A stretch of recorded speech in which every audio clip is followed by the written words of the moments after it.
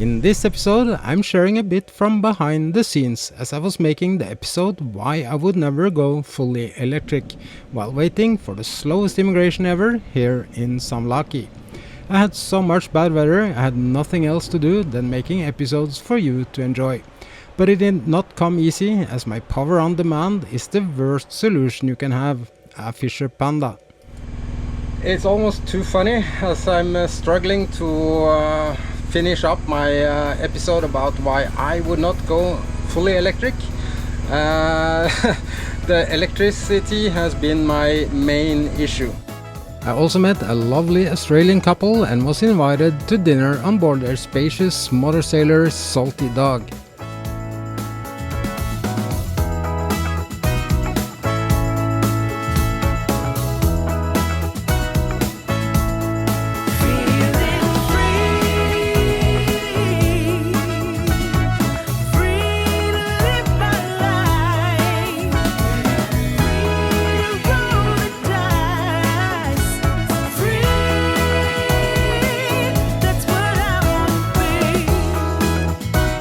Join me as I'm sailing around the world on Be Free, a Bavaria 55 cruiser.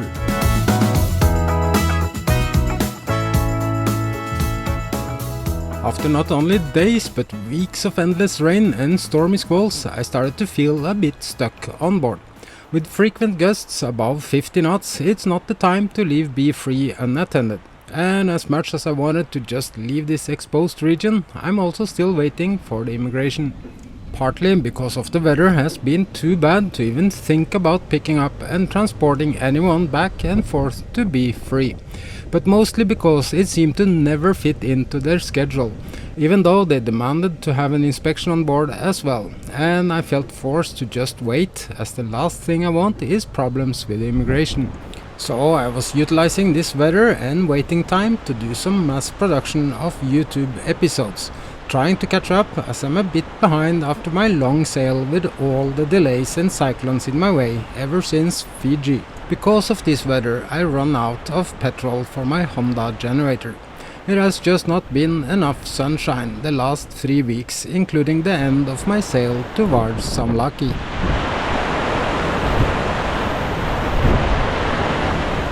I believe it's fair to say I have a pretty oversized power storage, and my power consumption on board is quite modest. Still, I'm running out of power. And even though I love my Honda generator, one jerry can of petrol only keeps it running for about 30 to 45 hours. Wait a minute, this power bank is larger than some sailing channels claiming to be electric sailors. And my solar panels are not even bigger, they are also more efficient. Obviously, channels like that are not giving you the full picture. The real question is how much petrol do they use on their imaginary green solution. Ironically as it is, I'm also about to finish my video explaining why I would never go with a fully electric sailboat. But first, I need to have this up running again. And if anyone watching this considering buying a Fisher Panda, walk away. You will have so much problem. How hard can it be? It's just a diesel engine, right? Wrong. I mean, this machine has caused me so much trouble ever since I bought this boat, and it's been a nightmare. To start with, it's a good engine as a base engine. However, it's heavily modified. Most of the times, it's a sensor or a connector creating lots of problems. Getting error codes on sensors I don't even have is also pretty normal. The identity problem with my generator is that my generator is originally a Kubota, born as a Kubota, but identify as a... Not sure if the world out here can handle my jokes. Let's say it just had too many Bud Lights and are hypersensitive. And with all these sensors, feels a lot and have a lot of issues and totally unreliable. I carry several water pumps on board, as these don't last more than 150 hours before it starts leaking. This created corrosion that I fixed in Martinique by replacing the section of this machine from a brand new donor engine.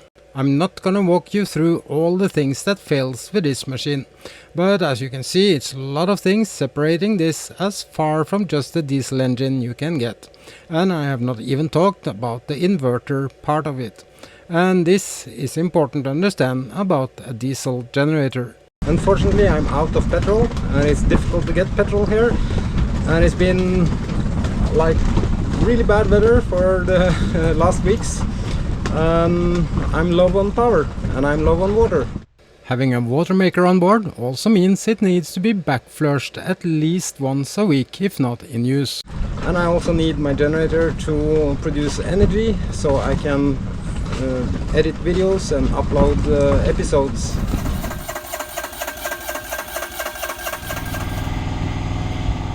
Can you hear that?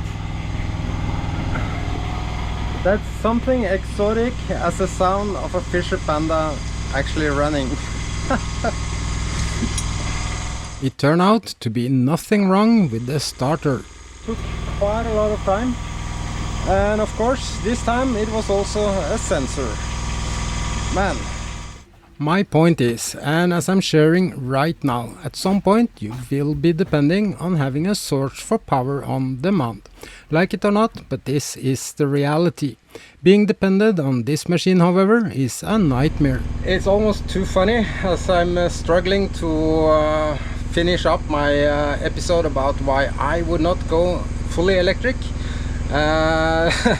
The electricity has been my main issue, to have enough power. So I guess the reality beats opinions. I know I could have more solar panels. Well, I think my power supply is pretty good. I can manage, if I'm very careful, up to 10 days with no sunshine at all. But when I do editing videos and I upload episodes and I run my Starlink, my consumption is bigger than normal. And on this boat my electricity consumption is really humble. I don't spend much. I don't run AC, I don't run induction or anything. It's basically fridge and freezers, and when sailing it's the navigation and autopilot. And this beast is not enough here in the South Pacific and in Asia. So yeah, that's the truth, that's the reality. And I don't bother to make any video about regenerate and all these different hybrid solutions. It's so many interesting and fascinating solutions out there. And to be honest with you, the regenerate is super interesting. It's really cool feature. But the last weeks it would help me nothing. Not many sailors sails as much as I do, and last year I did 11,000 nautical miles. Most cruisers spend 90% of their time at anchor. In the last 3 weeks here, a regenerate solution would have been absolutely worthless to me. Not many would choose to go sailing in 50 knots of wind only to charge their batteries.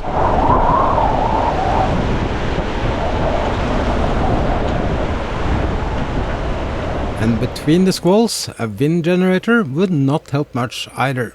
And if I had one here, it would probably be strapped down anyway, as they don't enjoy storms. I have a last thing I want to share with you, because you see here it's now up to 50% because of the sun and my generator is still running. However, one of the big problems with modern technology and lithium and stuff like this is the BMS. And I think I have a problem, because the first battery in the chain here is still not playing along, and it's still on the red showing and displaying error.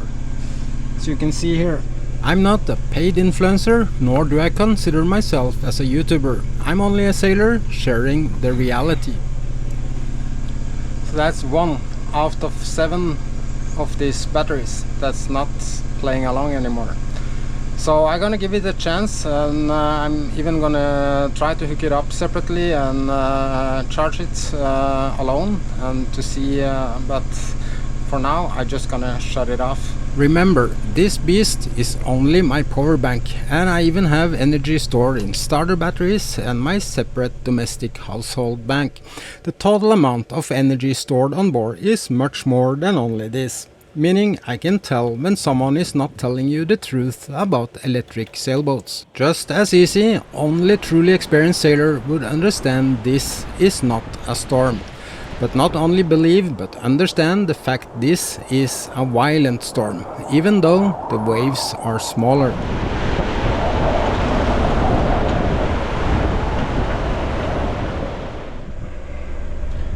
So when this is done and uploaded, I'm gonna head over to my new neighbor. But first, let me give you a status. I'm absolutely not against modern solution. In fact, my goal over the last 6 years has been to reduce my dependence of a generator of obvious reasons. Unfortunately, there is a gap between reality and theory, and I'm still far from able to run my water maker off solar energy. After my South Pacific experience and now in Southeast Asia, I know I'm even further away from my goal. Right now, at the same time this video is recorded, my really good 52 volt panels only kicks in 5.9 amps into my 24 volt storage. The energy I've been able to harvest during one day is 5 amps in average over maximum 10 hours. Which is only 1/3 of my daily consumption, even as humble it is. Meaning I consume 3 times more energy than I harvest in days like this. And this beast is not enough. In the video I've just finished that's published weeks before this one, I claim that you will need 3 times more solar than you think. This statement is based on my own experience. Meaning that only to stay afloat with my domestic use I would needed 6 of these big panels, only to come out at the other end without burning fuel on a generator, and this with top shelf 52 volt panels and a pretty humble consumption. And even though B3 has a good size, finding place for more solar panel is a challenge, at least without too much shades. I have had a secret dream for a long time, and that is to build something to accommodate more solar panels and give me a higher comfort. The challenge is not only my budget at the moment, but also to make it look nice, even with full enclosure. Still, this would not make space for enough solar, so I have even been playing around with less aesthetical but more practical solutions. But for now, this will still only be a dream. Only difference, it's not secret anymore. And it might never see the daylight or reality either. As long as I'm here, I have to be prepared to burn more fuel, but not even close as much as my neighbor. I have moved B3 a bit away, because the yacht that luckily was saved from the reef was towed out here and anchored a bit too close to me. Their engine does not work, so I just did not want to be too close if it starts dragging again in the crazy squalls this region offers.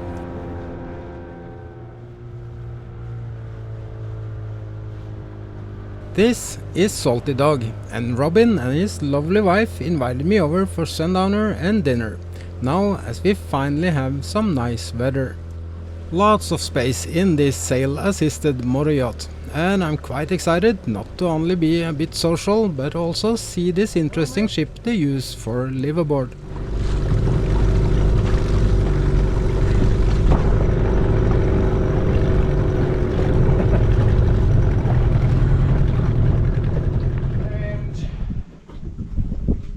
We spend most of our time, we have the table set up, we eat up here, we Barbecue, a lot of travel furniture. up here if it's calm enough. These chairs, we just lie down in those of an afternoon. I mean, it's so ridiculous when you have all this space. Sunbathing space. This was a salmon we caught at Woolworths, I think. Okay, so Shopping centre. how lucky am I? I'm on this Australian boat with served salmon with potatoes and some hollandaise sauce, some lettuce cabbage. Yeah. This is amazing. I haven't had this good food in a long time. Look at this. And with a bottle of Shiraz. Wow. Thank you. Eat up before it gets cold. I have to visit Australian boats more often. As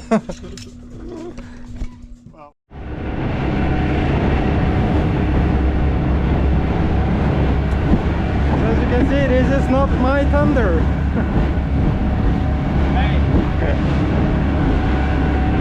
going to fill up some petrol and diesel and shopping. No. Last night Robin suggested we could go together with their dinghy, because it's not really any nice place to land a dinghy around here, as you will see on our return. The dinghy, or more correct tender, is aluminium and also much bigger, so we can carry all our shopping, fuel and new batteries for Salty Dog in one go.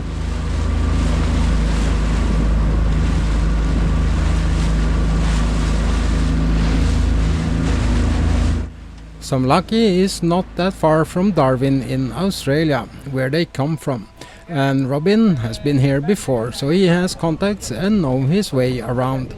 Something that turned out to be pretty helpful. Okay, so I'm on the back of this truck now. We're gonna go to an ATM first and then find a petrol station. The challenge here in Saumlaki, there is no petrol stations close to the harbor. So it's a little bit challenge. It's jerry cans and a mini truck. So what are we doing? We're going to get some fuel and some money from the ATM and hopefully a good truck battery. That sounds, We'll see. sounds good. So it's a road trip into the ATM and took out 5 million of the local cash.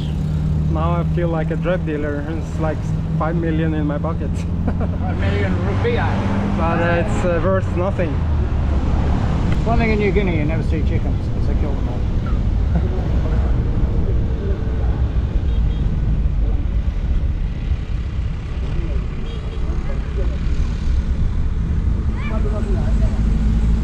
I mean, it's almost worth the effort just to have this ride, right?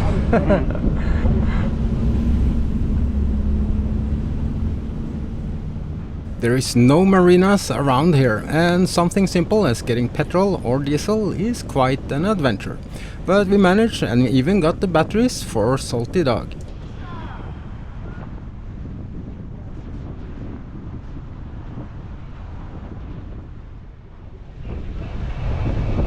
He's giving me the finger to say that. My poor inflatable dinghy would not been all tied up to this. Coral rocks with edges sharper than razor blades. So I'm really thankful that they insisted we went together with their tender, an aluminium tender that can handle this with no problems. Also, the ride to the other side of the bay is a bit rough, especially when the tide turns.